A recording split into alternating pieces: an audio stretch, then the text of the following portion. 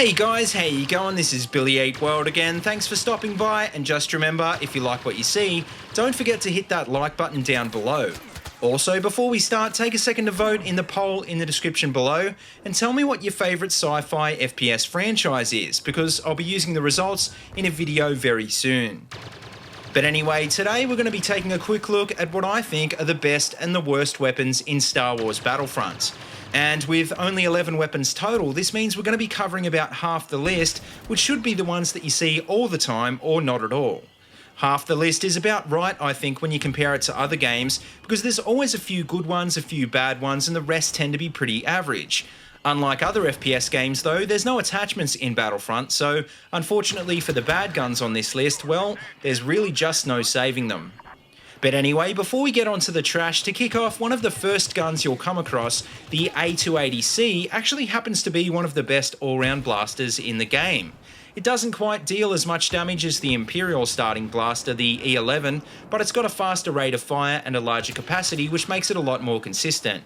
In terms of stats, well, this gun really doesn't have any special characteristics, but on the other hand, it doesn't have any weaknesses either. And being so average is often what makes a gun effective in online shooters, because it won't give you an advantage, but at least you'll stand a chance in just about every gunfight. Now, next on the list is another popular blaster for run and gun players, the DH-17, which is a great choice for close range maps and game modes. The reason for this is because in CQB this gun has the fastest time to kill in the game, except for the DL-44, which is a semi-auto skill cannon.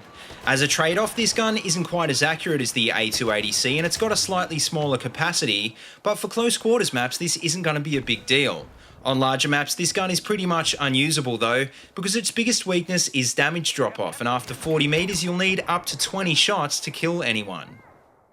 And finally, the last good gun on this list, and by far the best, is without a doubt the RT97C, which has a high rate of fire, a large capacity, and a very good time to kill at all ranges. The only weakness of this gun is the fact that it's got a decent kick, but for anyone who's played Battlefield 4, well, you're not going to have a problem controlling it at all. This gun is basically the key to getting on top of the scoreboard, and I find if I'm ever doing badly I can switch over to this guy and start wrecking. And the reason for this is because the RT97C has no real drawbacks, and I think when the majority of players realise this, it's probably going to end up getting a nerf. Now, getting onto the trash, well, like I said, the guns I just mentioned are probably the guns you're going to see most of in-game, but one gun you're not going to see very often is the EE3. The reason for this is because not only is it one of the last weapons you unlock, it's a burst fire only weapon, and it doesn't really do anything better than any of the other guns. The biggest issue with the EE3 though is the fact that it doesn't deal enough damage, and it's got a trigger delay that will pretty much get you killed by everyone in CQB. And it's not really anything special at long range either, because although it's pretty accurate, it's not much better than the A280C, which is a lot more consistent. And last and definitely least is the T19 Heavy Blaster, which is by far the worst weapon in the game. And the reason for this is because it's basically worse than the RT97C in just about every stat that counts, and it doesn't have a scope. It's got the same decent rate of fire and the same capacity, but it deals less damage, and most importantly, it's 5 times less accurate. And this means you're at a disadvantage at literally every single range, and any decent player using any other weapon will have no trouble taking you out. But anyway, as for the rest of the weapons in the game, well, like I said, pretty much everything else is painfully average. The T21B is pretty good at long range, and Han Solo's blaster isn't bad, but if you really want to be competitive, you'll want to stick to the first 3 guns on this list.